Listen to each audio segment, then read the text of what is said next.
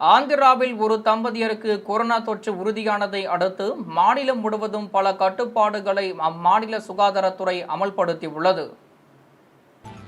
ஆந்திராவில் ஒரு தம்பதியருக்கு கொரோனா தொற்று உறுதியானதை அடுத்து மாநிலம் முழுவதும் பல கட்டுப்பாடுகளை அம்மாநில சுகாதாரத்துறை அமல்படுத்தியுள்ளது.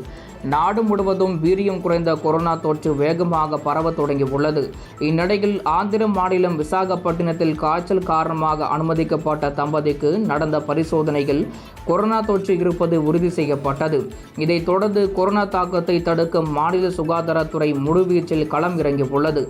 முதற்கட்டமாக பொதுமக்களுக்கு விழிப்புணர்வு ஏற்படுத்தும் வகையில் சில கட்டுப்பாடுகளை விதித்துள்ளது. அதன்படி மாநிலம் முழுவதும் வழிபாட்டு தலங்கள், விருந்து நிகழ்ச்சிகள், திருவிழாக்கள், சமூக பொதுக்கூட்டங்கள் போன்ற நிகழ்வுகளை இயன்றவரை குறைத்துக் கொள்ளுமாறு கேட்டுக்கொண்டுள்ளது.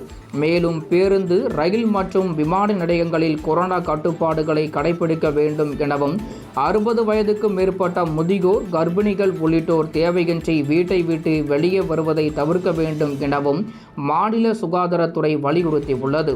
அடிக்கடி கை கால்களை கழுவ வேண்டும் எனவும், இருமல், தும்மல் வரும்போது மற்றவர்கள் மீது எச்சில் படாதவாறு தடுக்க கைக்கூட்டை உள்ளிட்டவற்றை பயன்படுத்த வேண்டும் எனவும் அறிவுறுத்தப்பட்டுள்ளது.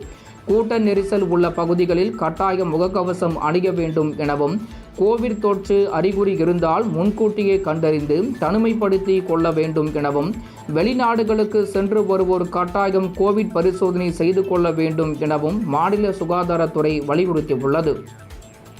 மேலும் இந்த நடைமுறைகளை உடனடியாக கடைபிடிக்க மாநில சுகாதாரத்துறை அறிவுறுத்தியுள்ளது.